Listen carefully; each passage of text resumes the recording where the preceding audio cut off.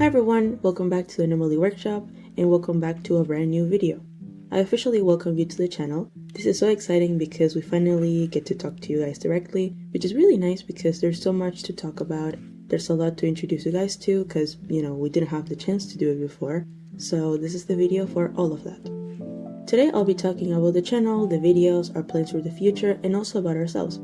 You guys might have many questions about everything you've seen and heard so far, which is good, but we wanted to have a little space before continuing with anything else to talk to you in a more personal way, as the people behind all this. Although, if you have any questions that I didn't answer in the video, let us know in the comments. I'll be drawing ROC Hermes while we chat, so we'll have some commentary on that as well. So, let's start with a little about ourselves. We're Rin and Yams, creators of the Anomaly Workshop.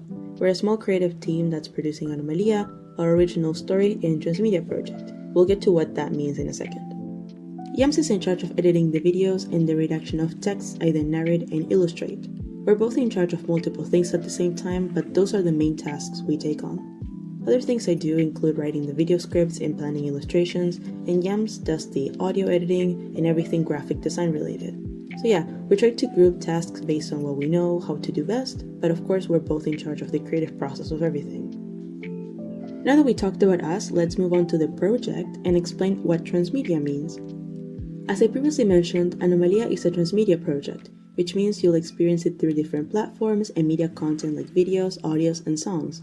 Transmedia basically means you navigate the project in multiple ways, and all of those pieces put together make it come alive. Some parts will be long videos here on YouTube, others are short content on various platforms, artwork and stories on Instagram, music on Spotify, you get the idea.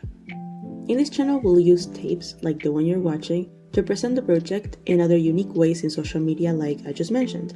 Every short and long content will be here on YouTube, but sometimes you might have smaller pieces of information scattered around the other platforms, so it's important to pay close attention if you don't want to miss anything. Moving on to what kind of content we're planning to upload here, the channel will have lore videos, like the first 3 you've watched, and if you didn't, you can click the information card or check the description. But instead of only being world building, they will also be about the characters and their own lore. Life stories, how they connect to not only the universe, but to each other, their uniqueness inside the project, etc. These tapes are all having pretty much the same structure with the narrations and speedpaint, but you'll see the character lore videos are even more immersive than the past ones we've done. Well, we made the first 3 videos, and as we thought of different ideas to make the experience richer, we learned a lot, so the progress will definitely be there. Then we're also having The Sims 4 gameplays featuring our characters and the universe's locations. The Sims is a great game to show the unpredictable and chaotic nature of ROCs, their designs, and the world's visuals too, so we're looking forward to showing you what I mean. Alongside this, we're planning to have some art challenges or prompt lists every now and then, maybe art tutorials or an insider video on how I work on my pieces. The thing about those is, it would just be me describing what I'm doing and not how I do it, because I cannot explain my creative process. I do have a specific process, like I do follow steps and such, but I can't put it in words. So if you ask me for advice, you would just have to watch me do it. But I am willing to try having a nice and cohesive art tutorial if you guys ever want one. Going back to talk about the tapes for a bit, the idea is posting every Friday. Given it's the end of the week, I think it can be really nice to have a video to watch and wrap up the day after school or work. Short content will continue to be every day, like you've seen so far. Speedpaints and Sims gameplays will be around 15 to 30 minutes more or less, but the lore videos will be quite extensive. As these stories are narrated and written in a book type of way, we want to make them immersive and nice to listen to. Also so we can fully express different scenes and dialogues that bring more depth to the story. Imagine you're listening to an audiobook of some sorts. That's kind of the vibe we're going for, especially because we would love if these narrations accompany you while you study, work, while you draw, or even as background noise while you clean. I'm the kind to cue long videos to listen while I draw. Sometimes it's just more effective than music. Like I listen to every type of video, from a Minecraft gameplay to a video essay, to some pop culture gossip that happened along the week, to a cooking video. So we really want these videos to not only be interesting story-wise, but also a great company. Those will be posted every month or month and a half because they take a lot of time to work on, but in the middle you'll have tapes like this one, where we can talk about a variety of things and parts of the project we don't mention in the lores or social media. And also, I love to talk and I really enjoy reading out loud. I was definitely born to be put in front of a microphone or something.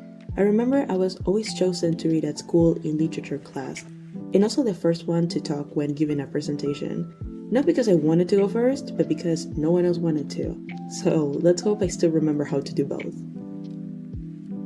But let's move on to the drawing and who I'm drawing.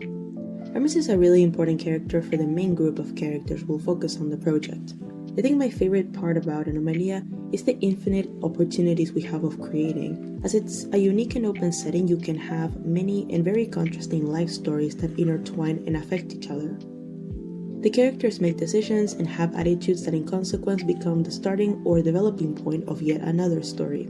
You make connections and fill missing parts as the project develops. I started putting down some base colors as I explained that. Hermes' clothing style is, I believe, called light academia, so of course I went for that type of outfit. Choosing colors is something I really enjoy. I feel like I tend to pick cohesive color palettes even if I don't plan them beforehand. It's like I have this mental image of the finished artwork, so when it's time to pick colors, I already kind of know what I want, and it works quite well. You don't know how much time it took me first to find a reference and then realize there are no references. I had to take a pic of myself to actually get this right, and even so, it was hard anyway, because how do you get a good angle without looking at the screen? I was looking up and holding my phone on my leg, so it took a couple tries, but I think it looked really nice. And then for the umbrella, I used a free 3D model to kind of understand what I was drawing, because I have never drawn an umbrella before. I have two different art styles, you could say. I have the more detailed, full render style you saw in the first 3 lore videos with, clean line art, colors neatly placed, and then you have this one. Also cleanish lines, but the coloring is messy, shadows and lights are placed a bit all over, and I mostly just want the scene to come alive through the coloring. It's more feeling based, while the full render I do is more composition based. This style takes me way less time too. I would say around 4 or 5 hours, but the other illustrations take over 10 hours or something. I enjoy taking my time though. I like to revise the sketch many times, painting the base colors by hand. Many people use the bucket tool to fill in the space and go in with the brush later to fix areas or color some spots, but it's so relaxing to do it manually. Art takes a lot of time, but in the end, it's always worth it. Jumping back to Anomalía, I want to share some of the themes we're exploring with this project. Like the intricacies of a new society, with its own rules and context, but somewhat based in ours in some ways. I'd say one of the core parts of Anomalía is what drives people to question or even abandon their morals, the sense of need or desire, and show how these characters find themselves in really tough situations where life presents itself as something else than just black and white, and other interesting themes we'll discover together. There are some parallelisms and metaphors that connect our world with that one as well, so we did take inspiration from our society to create Anomalías. Our very first inspiration, or the piece of media that got us thinking on a possibly new creation, was JoJo's Bizarre Adventure. We were watching I think it was season 3, and if you guys haven't watched JoJo's and you like anime, or even if you don't, I really recommend it because it's really good. We don't watch anime anymore, but we used to, and JoJo's was one of our favorites. In season 3, they introduced the tarot cards concept, and I remember Yams telling me I got this idea for a universe that has tarot cards involved, and showed me some designs they thought of. That was the starting point of it all. That was in October of 2020, so Anomalía is officially 4 years old already. It's been so long, but this project is my pride and joy, honestly. The amount of hours we've spent thinking about these characters and forming the story. We always talk about this, but we're very proud of what we created, and to constantly have it in mind has helped us through so much and makes us keep going with life. With that being said, let's check on the drawing, shall we? I went for a rainy day ambience, so blue tones were a perfect contrast to Hermes' warm appearance and color palette. He's the type to stand out in any weather condition at any moment of any day, but especially when it's raining, I feel like. I'm adding some of the rain manually because I wasn't super convinced with the pattern I downloaded. Plus, the more things I can do myself, the better, because it really helps me achieve this image I visualize in my head when drawing. Sometimes I download patterns or textures and they really inspire me to try doing them myself, primarily because I learned how to do new things, but also I can be really picky with what I add to my artwork, and the only one that can do exactly what I'm thinking is me. So I'm a pain in the butt sometimes, but I end up learning. What I wanted with this piece was to show not only the color contrast of Hermes under the rain, but also how rain can get all over you and be very overwhelming. I think the angle really helps give that idea, and at times the best you can do is let it pass. It may last for a really long time, but at some point it'll stop, and you might even have an umbrella available to make the storm at least a little less annoying. He has a very intriguing but sad story about coping and accepting life as it turned out to be, so I thought rain was a good metaphor to use. My signature makes an appearance, but strangely enough, I continue to add more details. I mean, you sign a drawing once you're done, right?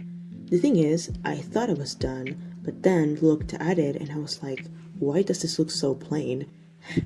Like, I thought it looked boring in comparison to other pieces I've done. I'm gonna be honest with you guys, this part of the recording was actually done a couple days later. And with a couple, I mean like a week after, because I noticed it was missing something. Only I know what I mean with that, but I went in and added more shadows to make it more visually appealing and not so void of depth. This style is more relaxed as I previously mentioned, so I can take the liberty of placing colors without having to follow the rules a full render has. I'm really happy with how my art looks nowadays. I went through a lot of insecurities when it comes to it. Coming up with ideas was fun, but my skill wasn't good enough for the expectations I had on myself. But now I get to enjoy the entire process, and I learned how to challenge myself while maintaining the patience I need to grow. Back then I had all of these crazy ideas, but upon drawing them I was like, oh, I'm just not ready to do this. But that's how you learn. With time I understood it's okay and normal to be bad at something for a while until you start getting better at it. And I also hope you guys like to watch me draw and listen to me talk, because you're gonna have me here every week. Well, not every week, but frequently. I fixed the hand because the shadow just wasn't looking right. That hand pose was hard to draw. Obviously I wasn't holding an umbrella IRL inside of my house, so naturally it didn't look like I was holding something. Also, pictures are obviously 3D, and translating the depth of an object to 2D lines is complicated sometimes. You know when you see a picture of a hand and you understand what you're looking at, but if you wanted to draw it, it's just not happening. So yeah, I think I'm actually about to be done. If by any chance you left me as a background noise, come check this out. This artwork holds a special place in my heart, being it's the first chatting speedpaint we do. The next video will most likely be a Q&A, so if you guys have any questions about the channel, the first 3 lores, anything really, let us know in the comments. Thank you so much for watching, and bye bye!